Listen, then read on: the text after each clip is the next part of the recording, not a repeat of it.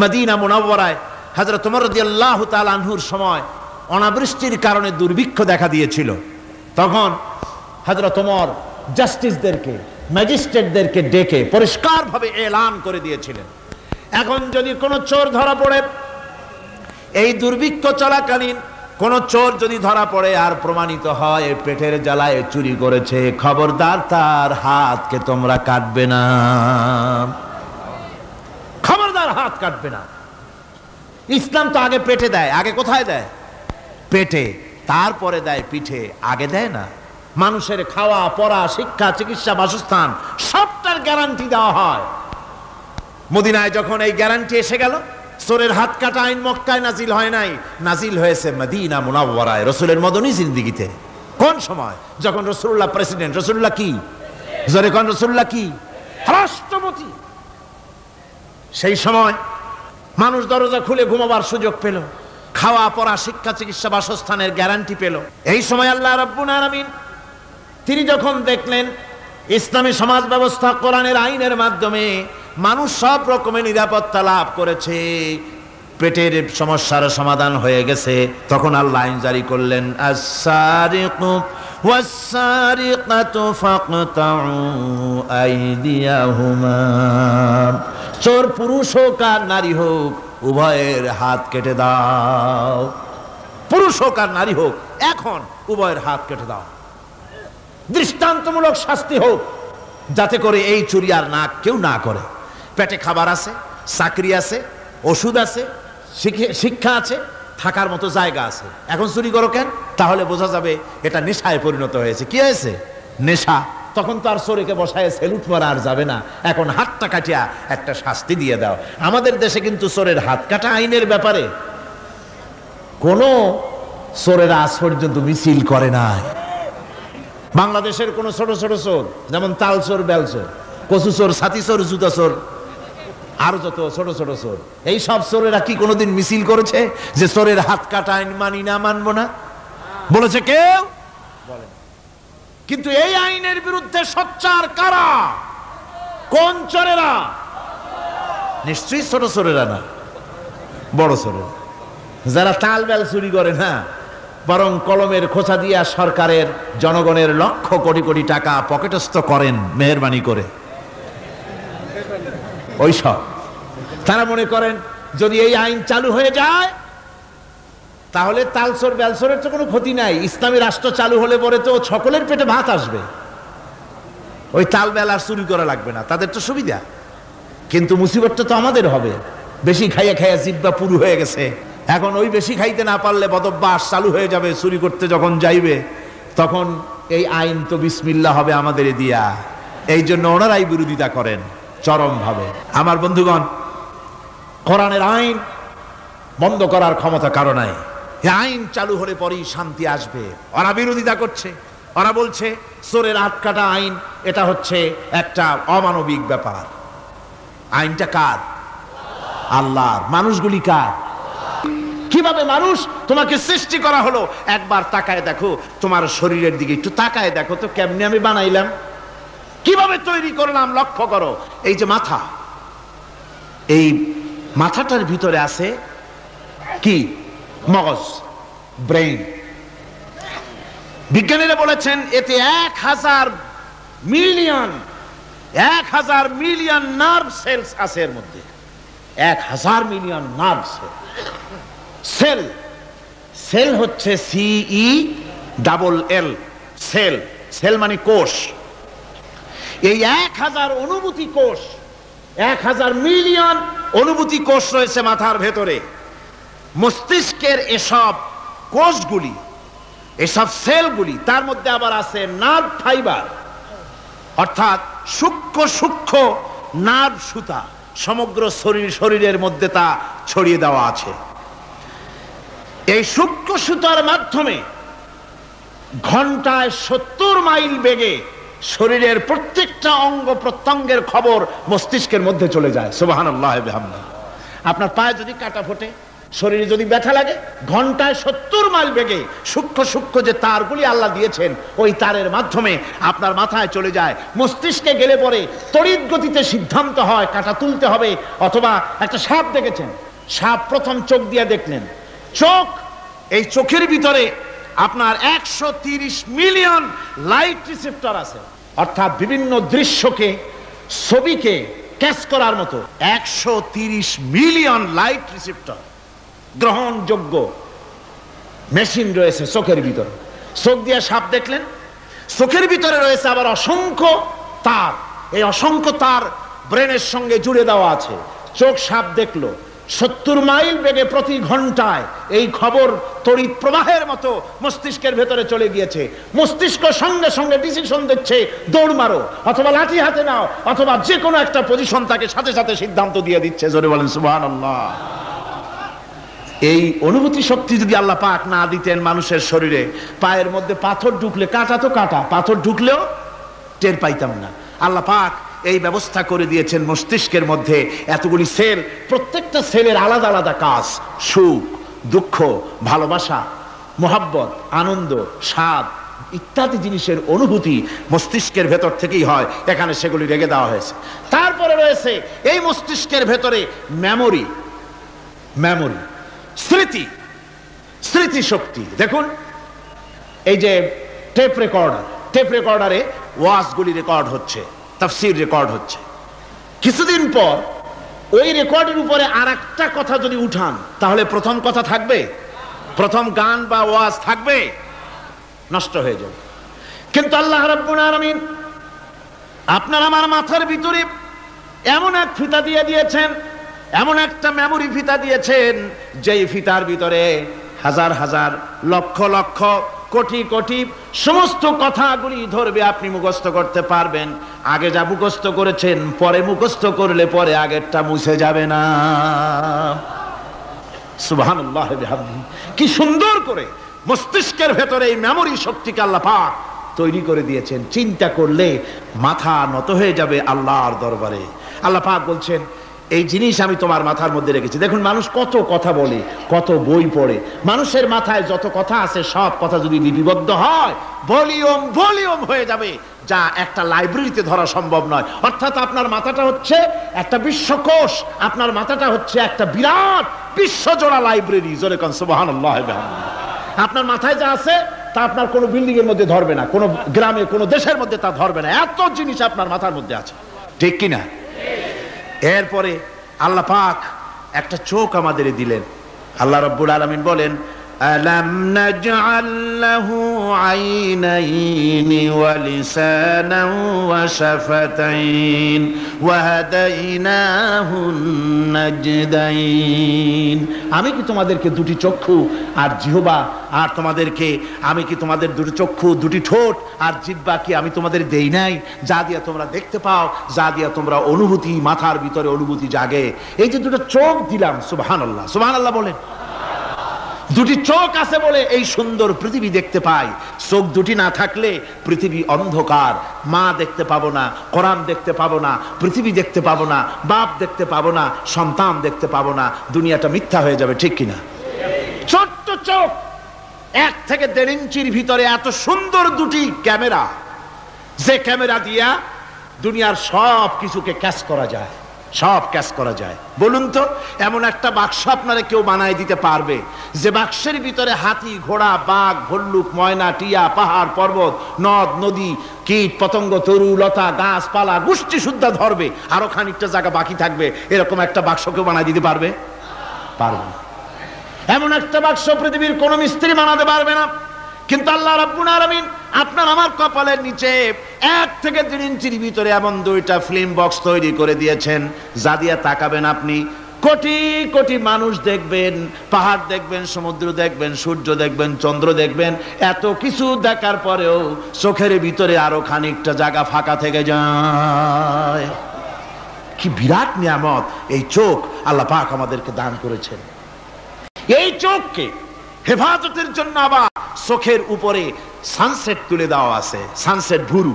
আল্লাহ ভুরু লাগায় দিয়েছেন, নিচে একটু হাড় জাগায় দিয়েছেন, উপরে সানসেট, ভেতরে চোখ, যাতে করে বল এসে লাগলে পরে চোখটা গলে না যায়, আছাড় খেলে পরে চোখটা গলে না যায়, চোখটাকে সেফ সাইডে রেখে দিয়েছেন আল্লাহ পাক সুবহানাহু ওয়া তাআলা।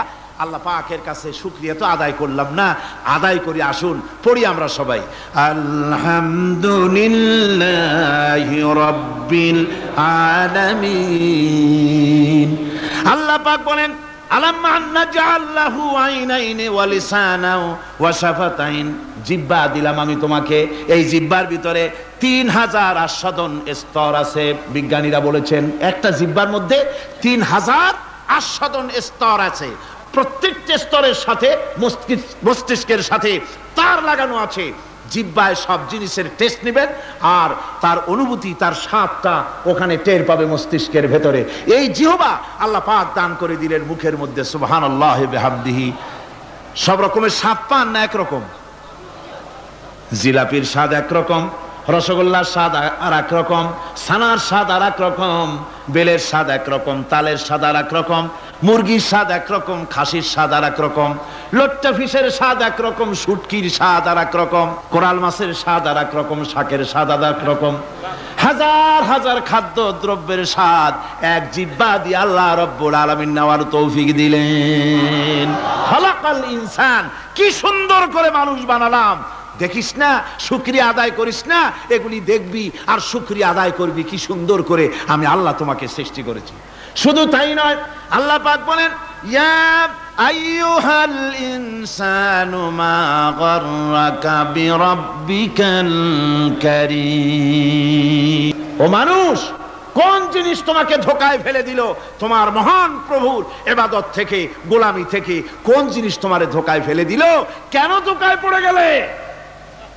আল্লাহ রাব্বুল আলামিন তাই বলেন, ইয়া আইয়ুহাল ইনসানু মা গাররাকা বিরাব্বিকাল কারীম। কোন জিনিস তোমাকে ধোঁকায় ফেলে দিল ওই মহান আল্লাহ রাব্বুল আলামিনের ইবাদত থেকে, গোলামি করা থেকে? কি সুন্দর করে বানালাম। আমার ভাইরা, আমার নিজের জীবনে এক দৃষ্টান্ত আমি প্রায় বলি লোকদেরকে। ছোটবেলায় মাদ্রাসা থেকে বাড়ি ফিরতেছি, তখন গয়নার নৌকা, লঞ্চ নাই, নৌকা। সেই নৌকা বিরাট লম্বা নৌকা, 4-5 জনে দাঁড় বায়, বড় বড় লম্বা লম্বা দাঁড়, শিপ নৌকা, খুব লম্বা নৌকা। এই নৌকাগুলি প্যাসেঞ্জার বহন করে। স্টেশন আসতে পরে ঢোল পিঠায়, মানুষ এসে ওঠে। রাতের বেলায় চলতে হয়, রাতেই এগুলো চলতো বেশি, আজকাল এগুলি আর নাই। সেই নৌকার মাঝখানে থাকতো বাঁশ পোতা, 2 দিকে মানুষ শোবে, নৌকার 2 দিকে মাথা দিয়ে, একদিকে পা দিয়ে শোবে। ছাত্র জীবন, শুয়ে আছে এরকম করে, কিন্তু পা লম্বা করা যায় না, পা লম্বা করলে আর একজনের বুকের উপরে গিয়ে ওঠে। এভাবে করে পা কতক্ষণ গোটো করে রাখা যায়? কিছুক্ষণ পর মনের মধ্যে চিন্তা জাগলো যে আল্লাহ, হাঁটুতে তো ব্যথা করতেছে, এই হাঁটুগুলি যদি নাট বল্টুর মতো মোড়ায় মোড়ায় খোলার সিস্টেম করে দিতে, তাহলে তো এখন কষ্ট হতো না। ঠ্যাংডারে মোড়াইয়া খুলিয়া তারপরে ব্যাগের মধ্যে ভরিয়া বালিশের কাজ হতো, ঠ্যাংও ব্যথা করতো না।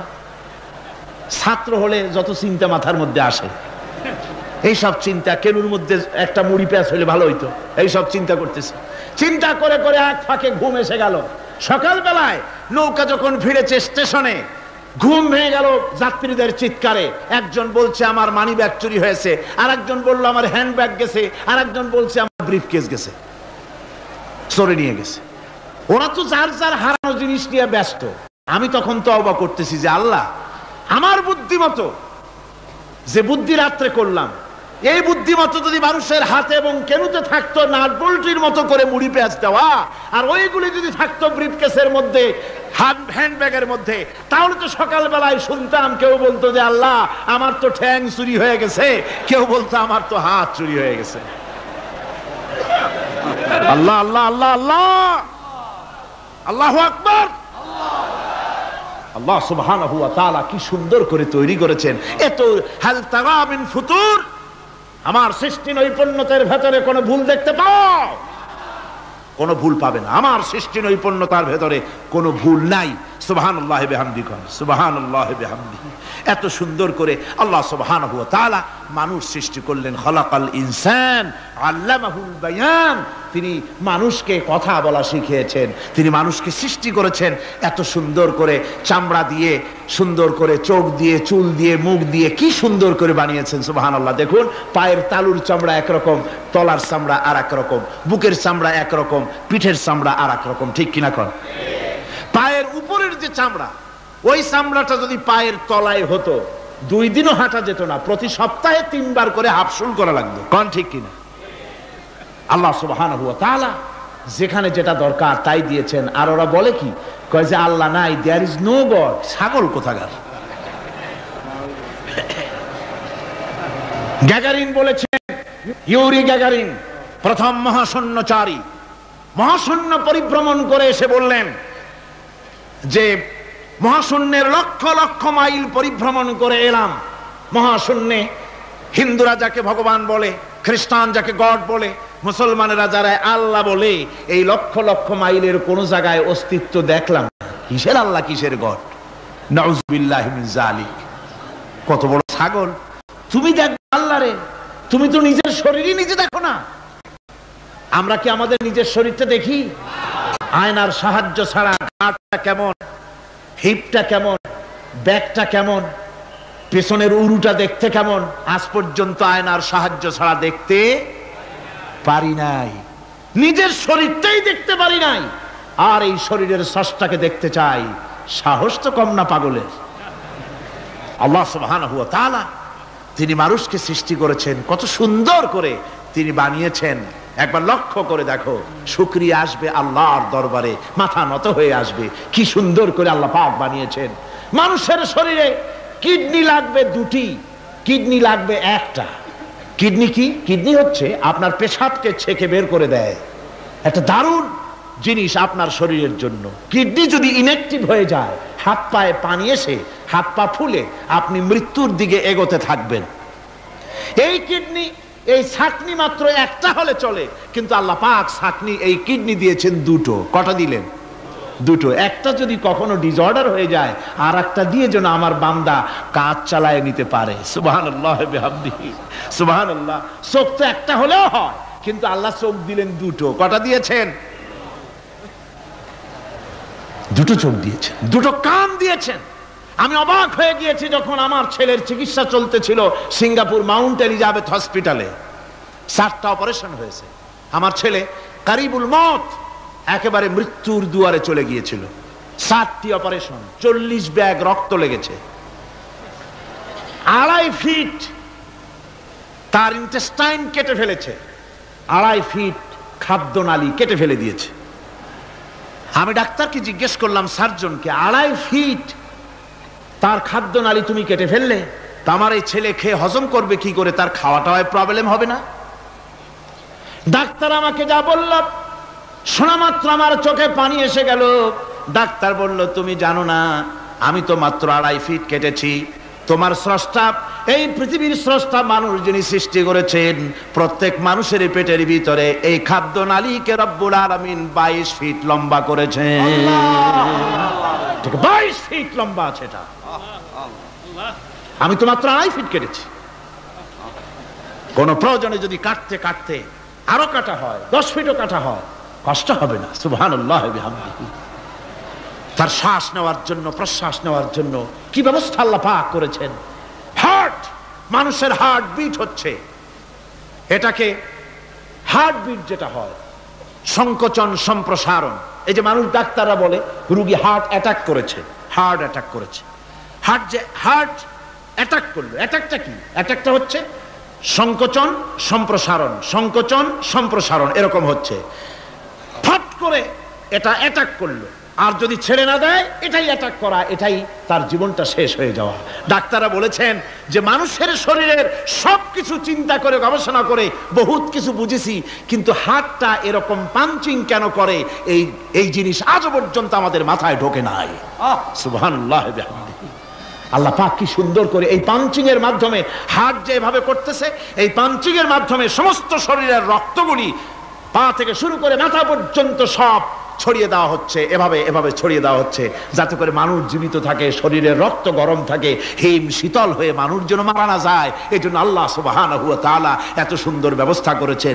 এক সময় আঘাত পেয়ে অনেকগুলি রক্ত যদি পড়ে যায়, মানুষ রক্ত শূন্যতায় মরবে না, আবার খানিকটা রক্ত রিজার্ভ থাকে, আল্লাহ পাক রিজার্ভ করে রাখেন। স্পঞ্জের ভিতরে পানি থাকলে উপর থেকে টের পাওয়া যায়, ওরকম খানিকটা রক্ত আল্লাহ শরীরের ভিতরে রিজার্ভ করে গেছেন। এই জন্য বড় বড় ডাক্তাররা, বড় বড় ডাক্তার, বড় বড় বিজ্ঞানী কখনোই নাস্তিক হয় না।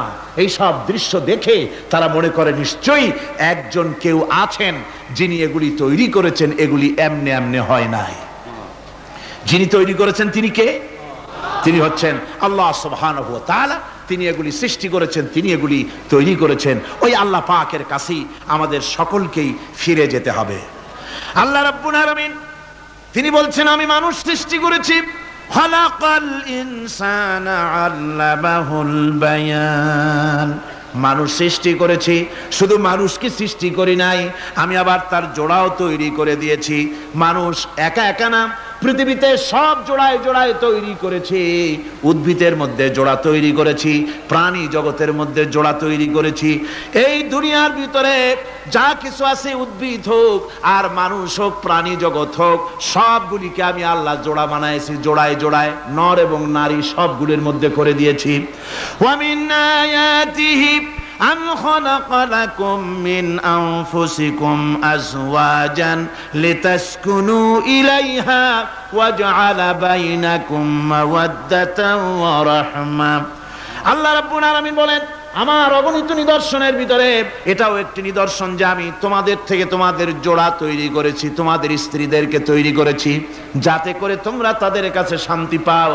আর তোমাদের মধ্যে ভালোবাসা সৃষ্টি করেছি, মহব্বত সৃষ্টি করে দিয়েছি। আর পরিণত বয়সে এই মহব্বতকে আমি আল্লাহ করুণার সহৃদয়তায় পরিণত করে দেই। তোমার থেকে তোমার জোড়া নারী সৃষ্টি করেছি, স্ত্রী। সেই স্ত্রীর কাছে তুমি তোমার স্বস্তি শান্তি ফিরে পাবে।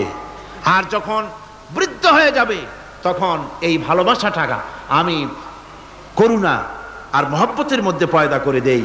এর দ্বারা এই ভালোবাসা এবং মহব্বতের মাধ্যমে সন্তান সন্ততি পৃথিবীতে আসে, নাতি আসে, পৌত্র আসে, পৌত্রী আসে, এভাবে করে আত্মীয় স্বজন পরিবেষ্টিত অবস্থায় দুনিয়ায় মানব বংশ আমি এভাবে করে বৃদ্ধি করি।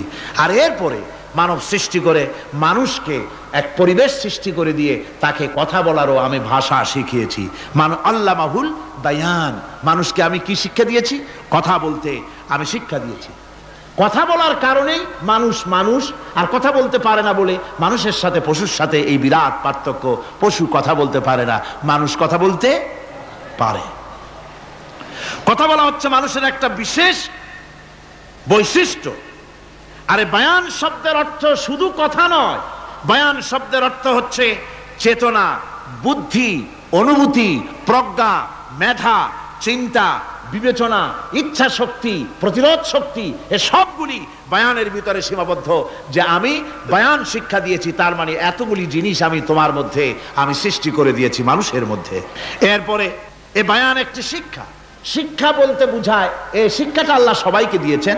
মাছ সাঁতার কাটতে পারবে, পাখি আকাশে উঠতে পারবে, পাখিকে আল্লাহ ওড়ার ক্ষমতা দিয়েছেন। মুরগির বাচ্চা ডিমের থেকে বের করে পানির মধ্যে ছেড়ে দিবেন, ও সাঁতার কাটতে পারবে না। আপনি আমারে কোন মুরগির ডিমের ভিতরে মুরগির বাচ্চা, হাঁসের ডিমের ভিতরে হাঁসের বাচ্চা, সে কি করে বোঝে ডিমের কোন অংশ পাতলা, সেই অংশটা সে অপারেশন শুরু করে দেয়।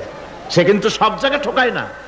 ওই ডিমের পর্দার ভিতরে একটা অংশ আছে পাতলা, সামান্য পাতলা, সেই পাতলা অংশ সে ঠুকঠুক করে একটুখানি অপারেশন করে, পর্দাটা ফেটে যায়, সেখান থেকে সে বেরিয়ে আসে। কে শিখালো যে এই জায়গায় ঠুকঠুক করে আওয়াজ কর, বেরোতে পারবি? কে শিখালো? আল্লাহ পাক শিক্ষা দিয়েছেন। এটা বায়ানের অন্তর্গত। মানুষকে দিয়েছেন বায়ান, ওকে দিয়েছেন শিক্ষা। হাঁসের বাচ্চা পানির ভিতরে ছেড়ে দিলে ওকে সাঁতার কাটতে হবে, কে শিখালো? আল্লাহ পাক। বাতাসে পাখিরা উড়ে বেড়ায় ডানা মেলে। আওয়ালাম ইয়ারাও ইলা তায়রি সাফাতিন ওয়া ইয়াকবিদনা মা ইউমসিকুহুন্না ইল্লার রহমান। দেখে নাকি তারা পাখিটি কেমন? মেলি দুটি লঘু ডানা, উড়িয়া বেড়ায় শূন্যের পরে নাহি তার কোনো মানা, আবার সে ডানা গুটাইয়া চলে কিন্তু পরে না তবু, বলকে বা তারে শূন্যে রাখিছে ভিন্ন সে এক প্রভু। প্লেনের মতো, এরোপ্লেনের মতো, দেখছেন না পাখিগুলি এরকম এরকম করে ওড়ে। আবার কখনো উঠতে গিয়ে আর ডানা দোলায় না, দুটো ডানা শরীরের সাথে মিশাইয়া একেবারে রকেটের মতো উড়ে চলে যায়, কিন্তু পড়ে যায় না। কে তাকে শূন্যের উপরে রেখেছে? জোরে কন, কে রেখেছে? এই ট্রেনিং আল্লাহ পাক তাকে দিয়েছেন, আল্লাহ পাক তাকে এই শিক্ষা দিয়েছেন। এই শিক্ষা, পানিতে সাঁতার কাটবে মাছ, বায়ুতে ভেসে বেড়াবে পাখি, তারপরে মানুষের চোখের পলক পড়বে, পাকস্থলী হজম করবে, এসব শিক্ষা আল্লাহই দিয়েছেন। প্রত্যেকটা জিনিসকে সৃষ্টি করেছেন, আর তার কাজটাও কিভাবে হবে তাও আল্লাহ পাক শিখিয়ে দিয়েছেন। এই জন্য শুধুমাত্র এই শিক্ষাটুকুনি নয়, মূল শিক্ষা হচ্ছে আল্লামাহুল বায়ান। এর আসল অর্থ হলো মানুষের জ্ঞানের পূর্ণতার জন্য আল্লাহ পাক বায়ান দিয়েছেন। সে বায়ান হচ্ছে কোরআনে কারীম। সে বায়ান কি? এই কোরআন হচ্ছে মানুষের জ্ঞানের পূর্ণতা। কোরআন দিয়েই মানুষের জ্ঞান পরিপূর্ণ হয়। ওমা উতীতুম মিনাল ইলমি ইল্লা কালিলা, তোমাদেরকে খুব সামান্যতম জ্ঞান দেওয়া হয়েছে। আসল জ্ঞানের মালিক কে? আল্লাহ সুবহানাহু ওয়া তাআলা। আল্লাহ রাব্বুল আলামিন বলেন, আশ-শামসু ওয়াল কমারু বিহুসবানিন ওয়ান নাজমু ওয়াশ-শাজারু ইয়াসজুদান। সূর্য এবং চন্দ্র একটা বিরাট একটা হিসাবের অনুসরণে বাধ্য। সূর্য আর চন্দ্র একটা হিসাবের অনুসরণে বাধ্য, এর ব্যতিক্রম হওয়ার কোনো উপায় নাই। সূর্য এবং চন্দ্র তার আপন আপন কক্ষপথে ঘুরবে, ইচ্ছে মাফিক সূর্য চন্দ্র ঘুরতে পারবে না। 12টার সময় সূর্য এসে বলতে পারবে না, বেটা রাত সর, আমি এখন উদিত হব। পারবে? পারবে না। দিনের দুপুরের সময় রাত এসে মাথা চাড়া দিয়ে জাগাতে পারবে না, দিন সরে যা, আমি এখন সবটাকে রাত বানায় দেব, পারবে না। চন্দ্র এবং সূর্য একটা নির্ধারিত একটা হিসাবের অনুসরণে তারা রয়েছে, আর এই হিসাবের নিয়ম, কঠোর হিসাবের নিয়মতান্ত্রিকতার ভেতরে থাকার কারণেই মানুষের জন্য চন্দ্র, মাস, বছর ইত্যাদি গণনা মানুষের জন্য আল্লাহ সহজ করে দিয়েছেন। আল্লাহ পাকের নবীর কাছে জিজ্ঞাসা করা হচ্ছে, ওয়ায়াসআলুনাকা আনিল আহিল্লাম, ও নবী আপনাকে প্রশ্ন করা হয় চাঁদ সম্পর্কে। কাফেররা প্রশ্ন করেছে, চাঁদের ক্রমবর্ধমান ক্রমহ্রাস কেন? চাঁদ বাড়ে কেন, কমে কেন? আপনারে জিজ্ঞাসা করা হয়, আপনি জবাবে বলুন, কুল হিয়া মাওয়াকিতু লিন্নাস, বলুন এ চাঁদ হচ্ছে মাস, দিন, বছর গণনা করার জন্য, গোটা পৃথিবীবাসীর জন্য আমি একটা স্থায়ী ক্যালেন্ডার আকাশে ঝুলায় রাখছি। জোরে কোন সুবহানাল্লাহ। বিনা পয়সার ক্যালেন্ডার কে ঝুলায় রাখছেন? আল্লাহ সুবহানাহু ওয়া তাআলা তিনি ঝুলিয়ে রেখেছেন এই ক্যালেন্ডারকে। আর এই চন্দ্র সূর্য নিজের ইচ্ছা মাফিক চলতে পারে না। আল্লাহ পাক কোরআনে কারিমে বলেছেন, আফা গায়রা দীনিল্লাহি ইয়াবগুন ওয়া লাহু আসলামা মান ফিস সামাওয়াতি ওয়াল আরদি তাওআন ওয়া কারহা। তোমরা কি আমার দেওয়া জীবন ব্যবস্থা ছেড়ে দিয়ে মানুষের তৈরি করা, অন্যের তৈরি করা মতবাদ গ্রহণ করতে চাও? ওয়ালাহু আসলামা মান ফিস সামাওয়াতি ওয়াল আরদ, অথচ আকাশে যা কিছু আছে, জমিনে যা কিছু আছে, সব আমার কি করছে? আমার হুকুম মেনে, আমার আনুগত্য করে তারা চলছে। আনুগত্যের সামনে মস্তক অবনত করে দিয়েছে। তাই তো আমরা দেখতে পাই তাল গাছে কোনোদিন বেল হয় না। হয়? চট্টগ্রামে হয় বোধহয়। তাল গাছে বেল হয়, নারকেল গাছে আম হয়, নিম গাছে লিচু হয়? হয় না। আল্লাহর সুন্নতের ভিতরে কোনো পরিবর্তন পাওয়া যাবে না। দেখুন বঙ্গোপসাগরের পানি মিষ্টি না নোনা? সবাই বলুন মিষ্টি না নোনা? বঙ্গোপসাগরের নোনা পানি জোয়ারের টানে এই বঙ্গোপসাগরের নোনা পানিগুলি পদ্মা, মেঘনা, যমুনার ভিতরে প্রবেশ করে মিষ্টি পানির ভিতরে। আবার ভাটির টানে পদ্মা, মেঘনা, যমুনার পানিগুলি, মিষ্টি পানিগুলি নোনা পানির মধ্যে গিয়া ঢোকে। মাঝখানে কোনো পার্টিশন নাই। নোনা পানি মিষ্টি পানির এলাকাকে নোনা বানাতে পারে না, আবার মিষ্টি পানিগুলি গিয়া নোনা পানিগুলিরে মিষ্টি বানাইতে পারে না। কার হুকুম পালন করে? কার হুকুম?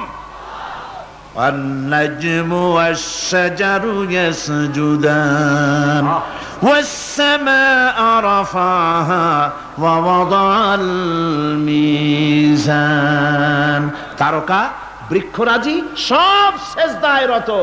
তারাই সেজদা দেয় কারে? কারে সেজদা দেয়? চাঁদ সেজদা করে কাকে? সূর্য করে কাকে? গাছপালা করে কারে? আল্লাহ পাককে সেজদা করে সবাই। সমস্ত সৃষ্টি জগতের কাজ হলো তিনটা। সৃষ্টি জগতের কাজ কয়টা? তিনটি কাজ। একটা কাজ হচ্ছে সৃষ্টি জগৎ মহান আল্লাহর উদ্দেশ্যে সিজদা করবে, তার হামদ করবে, তার তাসবিহ করবে। তিনটা কাজ, সিজদা করবে, হামদ করবে, তাসবিহ করবে। এই তিনটা কাজ হচ্ছে সৃষ্টি জগতের। গোটা পৃথিবীর সবকিছু আল্লাহ পাককে সিজদা করছে। কোরআনে কারীমে রব্বুল আলামিন বলেন, ওয়ালিল্লাহি ইয়াসজুদু মান ফিস সামাওয়াতি ওয়াল আরদি তাওআন ওয়া কারহা ওয়া যিলালুহুম বিল গুদুবি ওয়াল আসাল। আল্লাহ পাক বলেন, আকাশে যা কিছু আছে, জমিনে যা কিছু আছে, সব কিছু আমার সেজদা করে। এমনকি গাছগুলি, গাছও আমার সেজদা করে। গাছগুলি সকাল বেলায় গাছের ছায়া সকাল বেলায় আর বিকাল বেলায় নিজের ছায়া লম্বা করে দিয়ে আমার সামনে সেজদায় পতিত হয়ে যায়। গাছগুলি আমাকে সেজদা করে, তারকা সমূহ, চন্দ্র সূর্য সব আমাকে সেজদা করে। ওয়ালিল্লাহি ইয়াসজুদু মা ফিস সামাওয়াতি ওয়া মা ফিল আরদ মিন দাব্বাতিন ওয়াল মালাইকাতু ওয়া হুম লা ইস্তাকবিরুন। আকাশ এবং জমিনে যা কিছু আছে আমার সিজদা করে। আমার সিজদা থেকে কেউ অহংকার করে না, অহমিকতা করে না। আমার সিজদা থেকে কেউ ফিরে যায় না, সবাই আমাকে সিজদা করে। সুতরাং ও মানুষ, আমার দরবারে সিজদায় মাথা নত করে দাও। সবগুলি আমার সামনে সিজদা করতেছে। আলাম তারা আন্নাল্লাহা ইয়াসজুদু লাহু মান ফিস সামাওয়াতি ওয়া মান ফিল আরদ والشمس والقمر والنجوم والجبال والشجر والدواب وكثير من الناس। আল্লাহ পাক বলছেন, আকাশ এবং জমিনে যা আছে সব আমাকে সেজদা করছে। চাঁদে, সূর্যতে, গাছপালায়, পাহাড় পর্বতে সবকিছু, সমস্ত প্রাণী জগৎ পর্যন্ত, চতুষ্পদ জন্তুগুলি পর্যন্ত আমি আল্লাহকে সেজদা করে। সুবহানাল্লাহ। আমার বন্ধুগণ, এরপরে সর্বশেষ আমি শেষ করে এনেছি আর মাত্র দুটি আয়াত আপনাদের সামনে বলে আমরা যাব আকর্ষণীয় মুনাজাতের দিকে ইনশাআল্লাহ। সবাই বলেন ইনশাআল্লাহ। আল্লাহ রাব্বুল আলামিন এবার বলেন, ওয়াল আরদা ওয়াদাহা লিল আনাম ফিহা ফাকিহাতু ওয়ান নাখলু যাতুল আকমাম। আল্লাহ পাক বলছেন, পৃথিবীকে তিনি সমস্ত সৃষ্টির জন্য এই পৃথিবী বানিয়েছেন। আনাম, আনাম শব্দের অর্থ হচ্ছে জীব, জানদার। যত জানদার আছে সমস্ত জানদারদের জন্য আল্লাহ পাক এই পৃথিবীকে বানিয়েছেন। অর্থাৎ যাদের প্রাণ আছে, প্রাণী সমূহের জন্য আল্লাহ যা সৃষ্টি করেছেন সেটা হলো এই পৃথিবী। এই পৃথিবী ছাড়া অন্য কোথাও কোন প্রাণী বসবাসের উপযোগী করে আল্লাহ তৈরি করেন নাই। এই পৃথিবীটা কি আল্লাহ পাক প্রাণীদেরকে বসবাসের উপযোগী করে তৈরি করেছেন। তারপরে বলছেন, পৃথিবী তো তৈরি করলাম, এরপরে আমি তাদের সমস্ত খাবার দাবারের ব্যবস্থাও করেছি। খেজুরগুলিকে আমি প্যাকেট করে তোমাদের সামনে দিয়েছি, আচ্ছাদন দিয়ে দিয়েছি। খেজুরের কথা এখানে বলা হয়েছে, শুধু খেজুর খেজুর নয়, খেজুর, আঙ্গুর, বেদানা, আপেল, যত খাবার আমাদের সামনে আল্লাহ দিয়েছেন সমস্ত খাবারগুলি প্যাকেট করা। জোরে বলেন, কি করা? প্যাকেট করা। কি মহব্বত করে আল্লাহ দিয়েছেন। কলা বলেন, তাল বলেন, বেল বলেন, সব খাবারগুলিকে আল্লাহ পাক প্যাকেট করে মানুষের সামনে হাজির করেছেন। কারণ ওয়ালাকাদ কাররামনা বানি আদমা, যেহেতু আদম সন্তানকে আমি সম্মানিত করেছি, তাই আদম সন্তানের সামনে, ভদ্র সম্মানিত মেহমানের সামনে যত খাবার দিলাম সব খাবারগুলিকে আমি গুছিয়ে সুন্দর করে সাজিয়ে আমি কভার করে তোমার সামনে পেশ করেছি। ওয়াল হাব্বুজুল আসফি ওয়ার রাইহান, এরপরে দানা দিয়েছি, ভুসি দিয়েছি। দানা হচ্ছে মানুষের খাবার, ভুসি হচ্ছে পশুর খাবার। এই মানুষের খাবার, পশুর খাবার সবকিছু আমি পরিবেশন করেছি। এরপর আল্লাহ বলছেন, ফাবিআইয়ি আলা রাব্বিকুমা তুকাযযিবান। পড়েন ফাবিআইয়ি আলা'i রাব্বিকুমা তুকাযযিবান। আল্লাহ পাক বলছেন, কোন নিয়ামতকে, তোমার প্রভুর কোন নিয়ামতকে অস্বীকার করতে পারো? আল্লাহর কোন নিয়ামতকে অস্বীকার করতে পারবে না। এভাবে হাজারো নিয়ামত দিয়ে আমি তোমাদেরকে সমৃদ্ধ করেছি। সূরা আর রহমান একেবারে শেষ পর্যন্ত আল্লাহর এই সমস্ত নিয়ামত দিয়ে ভরা, নিয়ামতের কথা দিয়ে, রহমতের কথা দিয়ে ভরা। জোরে কোন সুবহানাল্লাহি বিহামদিহি। এই কোরআন, যে কোরআন আল্লাহ আমাদের শিক্ষা দিলেন, এই কোরআন অনুযায়ী দয়া করে যে কোরআন দিলেন, যাতে অর্থনীতি আছে, সমাজনীতি আছে, রাজনীতি আছে, যাতে মানুষের পারিবারিক জীবন আছে, সবকিছু যে কোরআনে আছে, এই কোরআন দিয়ে রাসূলুল্লাহ একটা সমাজ তৈরি করেছিলেন যেখানে চুরি ছিল না, ডাকাতি ছিল না, জেনা ব্যভিচার ছিল না। ওরকম একটি সমাজ বাংলাদেশে প্রতিষ্ঠিত হোক, এটা কি আপনারা চান? কারা কারা চান? দেখতে চাই। আলহামদুলিল্লাহ, সবাই কোন আলহামদুলিল্লাহ। আদব রক্ষা করুন, আদব রক্ষা করুন। তাড়াতাড়ি বসুন, তাড়াতাড়ি। আলহামদুলিল্লাহ। আমি বুঝছি, ওই এক বুড়ি আছাড় খেয়ে পড়ে গেছিল, বলল যে পড়লাম যখন তিনি একটু পান খায়নি, মানে স্লোগানের সুযোগ যখন পাইলাম একটু দাঁড়ায় কোমরটা সোজা করে নি। মন্দ না, ভালোই করেছেন। তবে এখন মোনাজাত হতে যাচ্ছে। কি হতে যাচ্ছে? 5 দিনের তাফসীরুল কোরআন মাহফিলের মোনাজাত। খবরদার, মাহরুম হবেন না কেউ। আশাটাই ব্যর্থ হয়ে যাবে। আদ-দুআউ মাখুল ইবাদা। ইবাদতের মগজ কি? জোরে কোন কি? এরপর আর কাউকে হাঁটতে দিবেন না। সব যার যার জায়গায় বসে পড়ুন, যার যার জায়গায় বসে পড়ুন। মুনাজাতে শরীক হওয়ার জন্য প্রস্তুতি গ্রহণ করুন। আল্লাহ সুবহানাহু ওয়া তাআলা তিনি আমাদের জন্য কোরআন দান করেছেন। এই কোরআনই সমাজ গঠনের জন্য আমাদেরকে ঐক্যবদ্ধ হতে হবে। কোরআনের সমাজ গঠন করতে চান? রাসূল করিম সাল্লাল্লাহু আলাইহি সাল্লাম এই কোরআন দিয়ে সমাজ গঠন করেছিলেন। সেই সমাজে চুরি ছিল না, ডাকাতি ছিল না, জেনা ছিল না, ব্যভিচার ছিল না। সেই সমাজ প্রতিষ্ঠা করতে গিয়ে রাসূলুল্লাহকে রক্ত দিতে হয়েছিল, জীবন দিতে হয়েছিল সাহাবায়ে কেরামদেরকে। আমাদেরকেও প্রয়োজন হলে রক্ত দিতে হবে। পারবেন? পারবেন? আজকে সারা পৃথিবী জুড়ে মুসলমানদের বিরুদ্ধে চূড়ান্ত আযাব এসেছে, চূড়ান্ত গজব এসেছে, চূড়ান্ত মার এসেছে। এই মারের মধ্য থেকে আমাদেরকে বাঁচতে হবে, আমাদেরকে প্রস্তুতি নিতে হবে। আগামী দিনের জন্য, আল্লাহর দ্বীন প্রতিষ্ঠার জন্য দৃঢ় সংকল্পবদ্ধ আমাদের হতে হবে। যেসব নারী, বৃদ্ধা, শিশু চিৎকার বেড়ে আমার কাছে বলতেছে, রব্বুল আলামিন মেহেরবানি করে এই জালিম জনপদ থেকে আমাদের বাঁচাও, তোমার পক্ষ থেকে আমাদের জন্য সাহায্যকারী পাঠাও। এই বলে যখন বসনিয়ার মুসলমানেরা কান্দে, যাদের টাকা আছে, পয়সা আছে, ওদের সাহায্য করতে যারা এগিয়ে এলো না, কিয়ামতের দিন আল্লাহর দরবারে অবশ্যই আসামি হওয়া লাগবে, কোনো সন্দেহ নাই। আজ আরাকান আমাদের বাড়ির কাছে, বার্মা, সেখান থেকে আমার কাছে লেখা হয়েছে। তারা লিখছে, সামরিক জান্তার সম্মিলিত সামরিক বাহিনী নতুন ভাবে চরম নির্যাতন শুরু করেছে। এবারের নির্যাতনের প্রধান টার্গেট হচ্ছে আলেম সমাজ। এ বাহিনী দীর্ঘদিন ধরে মুসলিম নারীদের জন্য শরীয়তের দৃষ্টিতে পর্দা আবশ্যক নয় মর্মে আলেমদের কাছ থেকে ফতোয়া আদায়ের জন্য চেষ্টা করে।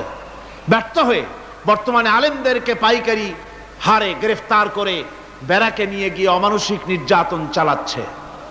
আলেমদের পুড়িয়ে দাড়ি মুন্ডিয়ে দিচ্ছে। আরাকানের গ্রান্ড মুফতি মাওলানা নুরুল হক সাহেবকে অনেক নির্যাতনের পর উপরোক্ত ফতোয়া আদায় করতে না পেরে নির্মম ভাবে তাকে হত্যা করেছে। প্রতি মুসলিম পাড়া থেকে 20-30 জন করে মুসলিম যুবতী সামরিক বাহিনীর ব্যারাকে সরবরাহ করার জন্য নির্দেশ দেওয়া হয়েছে।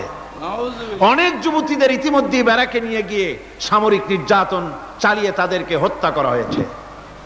আরাকান থেকে এই চিঠি আমাদের কাছে এসেছে। কাশ্মীরের উপরে ভারত যে অত্যাচার করতেছে, কাশ্মীরের ব্যাপারে আমরা আগের থেকে আমাদের মত ব্যক্ত করে এসেছি। আমরা কাশ্মীরি জনগণের সপক্ষে। কাশ্মীরি মুসলমানেরা বছরের পর বছর ধরে আত্মনিয়ন্ত্রণাধিকারের প্রশ্নে তারা এক পায়ে দাঁড়িয়ে আছে। তাদেরকে রেফারেন্ডাম দেওয়া হোক, কাশ্মীরিরাই তাদের ভাগ্য নিজেরাই নিয়ন্ত্রিত করুক, এটাই ছিল জাতিসংঘের কথা, এটাই ছিল বিশ্ব বিবেকের কথা। কিন্তু ভারতের জালিম সরকার, মুশরিক সরকার, কাফের সরকার ভারত কাশ্মীরের মুসলমানদেরকে নির্বিবাদে হত্যা করছে।